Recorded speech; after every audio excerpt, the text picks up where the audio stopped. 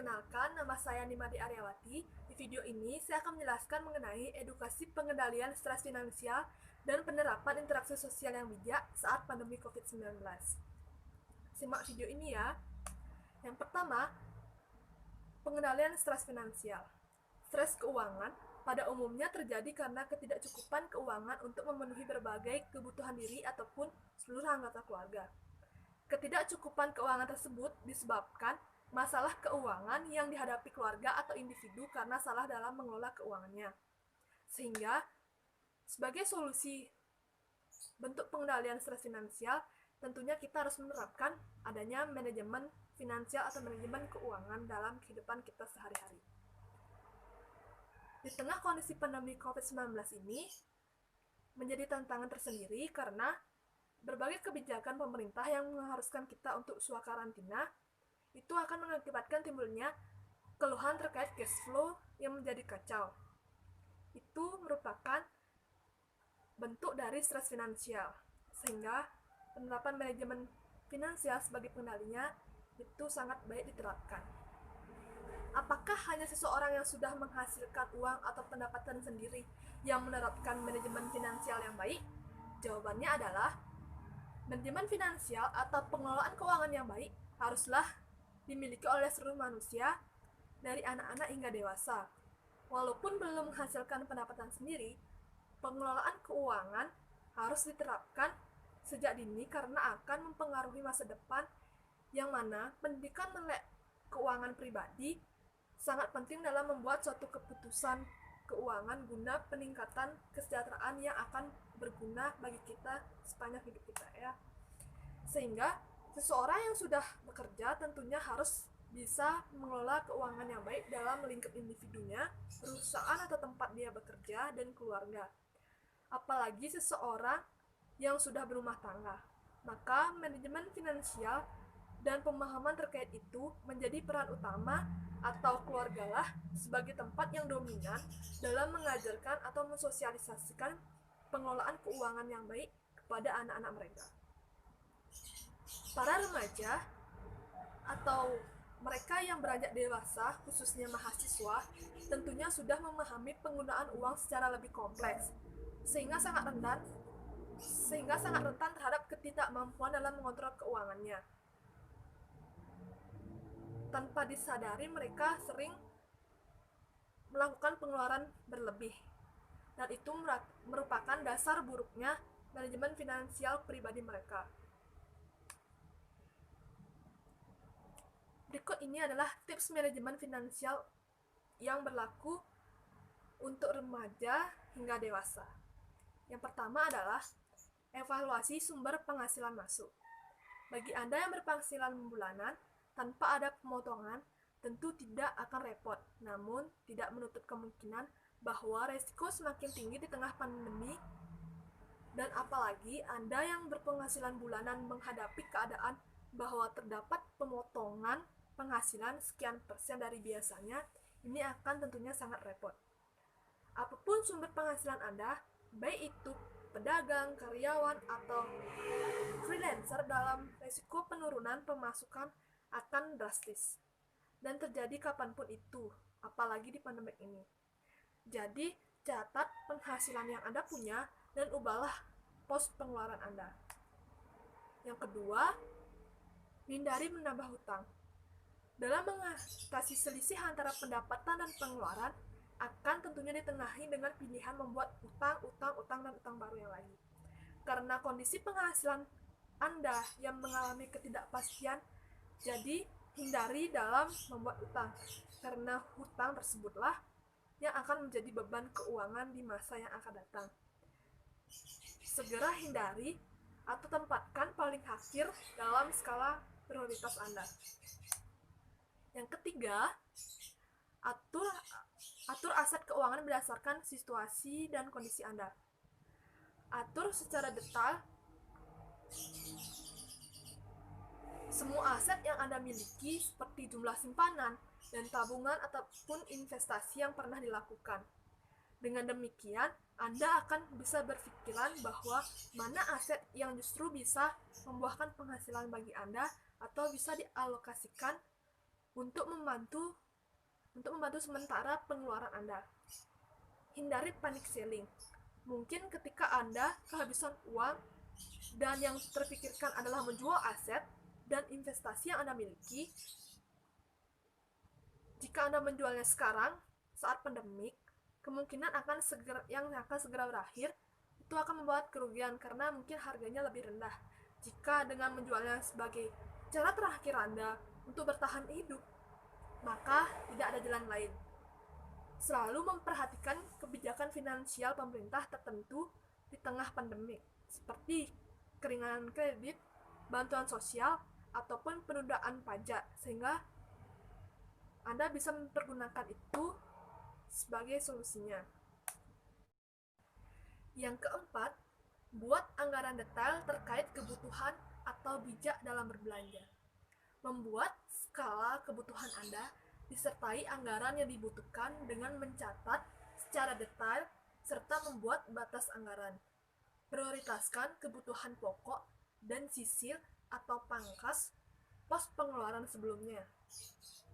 Ubahlah pos pengeluaran Anda yang semisal awalnya adalah living, saving, parents, entertainment, sehingga dalam kondisi pandemik ini menjadi living, saving, parents, and emergency fund.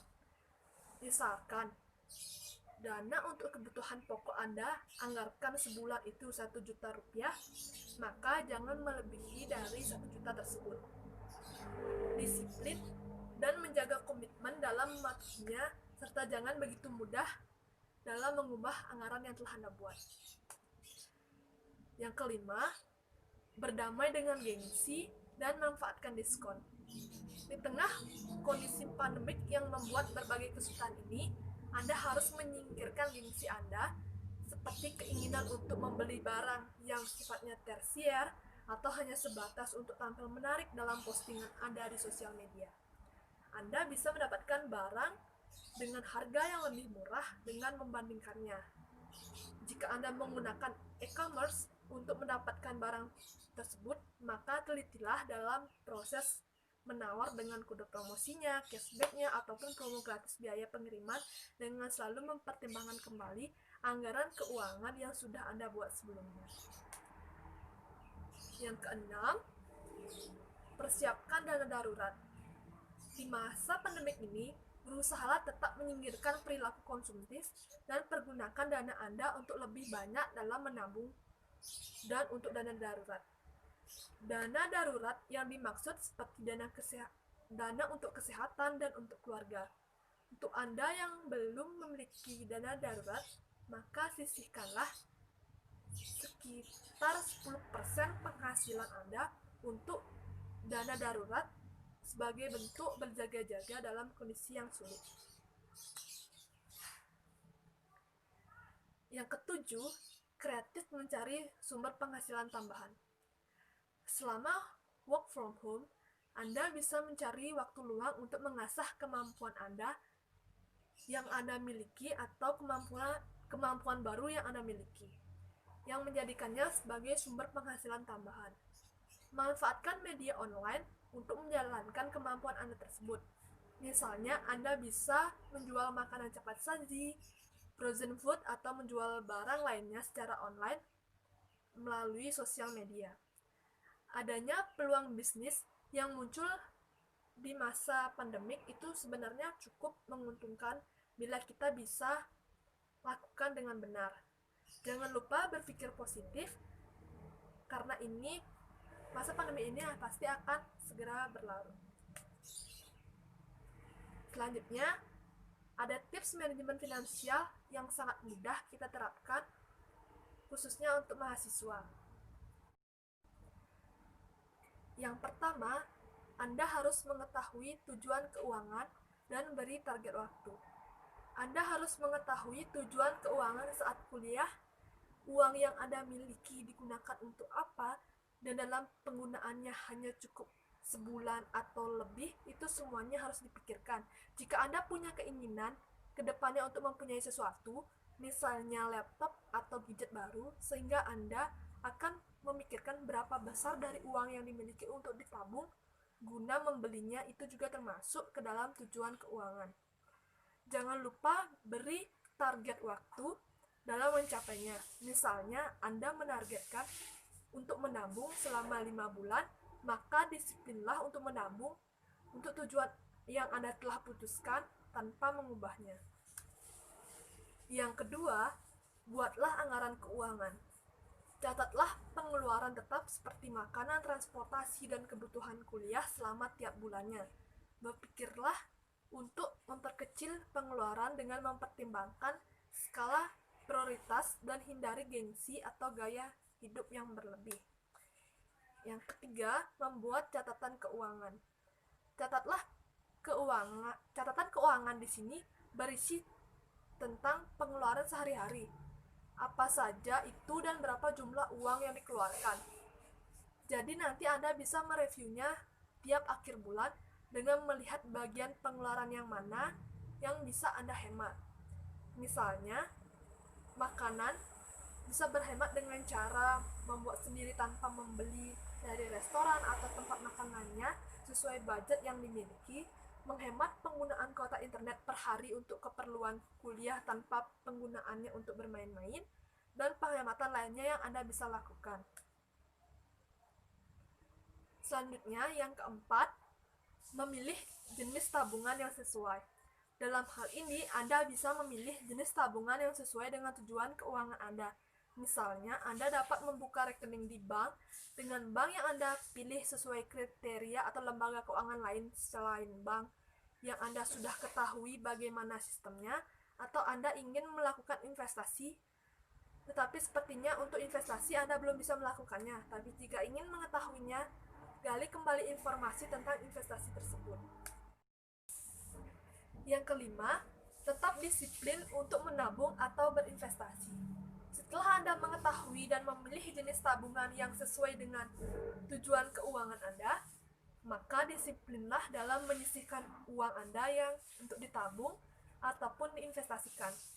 Tabungan ini bisa Anda gunakan nantinya untuk memenuhi tujuan keuangan yang sudah Anda buat sebelumnya, dan bisa juga sebagai cadangan dana ketika Anda mengalami krisis atau sebagai dana darurat. Pembahasan yang kedua, berinteraksi sosial yang bijak saat pandemi COVID-19. Dalam masa pandemi COVID-19 ini, pemerintah membuat suatu kebijakan, yaitu adanya pemberlakuan social distancing atau physical distancing, di mana kebijakan ini berlaku sejak Indonesia telah dilabeli status pandemi COVID-19. Berinteraksi sosial yang bijak saat pandemi ini mengajarkan orang melihat orang yang mereka cintai dalam keadaan seaman mungkin, daripada meminta mereka untuk tidak bersosialisasi sama sekali, yang akan berdampak buruk terhadap kehidupan sosial mereka, psikologis, dan kesehatan. Meskipun saat ini Indonesia memasuki tatanan kehidupan baru atau new normal, bijak dalam berinteraksi sosial itu akan sangat dianjurkan untuk tetap dilakukan sebagai kebiasaan positif. Berikut ini cara berinteraksi sosial yang bijak saat pandemi COVID-19. Yang pertama, lakukan kegiatan secara daring, yaitu manfaatkan sosial media. Yang kedua, keluar rumah bila dalam keadaan mendesak dan tetap menerapkan protokol kesehatan, seperti memakai masker saat keluar dan rajin-rajin mencuci tangan. Yang ketiga, lakukan langkah preventif di tempat umum, yaitu hindari kontak fisik dengan orang lain, menjaga jarak setidaknya 1 meter, dan hindari kerumunan. Yang keempat, dalam berkomunikasi dengan orang lain, gunakan kata dan kalimat yang santun, simpatik, dan hal positif lainnya. Maksudnya dalam hal ini seperti kita memberikan motivasi atau semangat kepada orang lain untuk sebagai bentuk kita peduli dalam mengatasi tingkat stres yang terjadi di pandemi COVID-19. Jadi yang kelima, jangan membuat kepanikan sosial dan bersikap bijak dalam bermedia sosial. Teliti, tolak, dan stop berita hoax. Jadi untuk itu gali atau cari informasi mengenai pandemi COVID-19 yang sudah terbukti keakuratannya. Yang keenam, lakukan kegiatan yang produktif dan menyenangkan selama di rumah.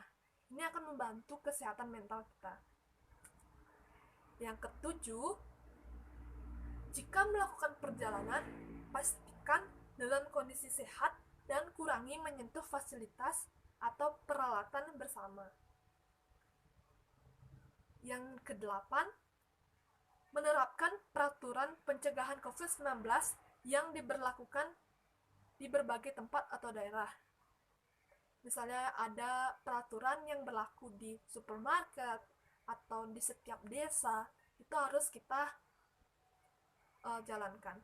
Yang kesembilan adalah terapkan pola hidup sehat. Dan yang terakhir, yang ke-10, isolasi mandiri jika terpapar kasus positif, dan jika Anda sakit itu kita bisa melakukan isolasi mandiri di rumah. Sekian dari video ini, semoga video ini bisa bermanfaat buat kalian. Terima kasih.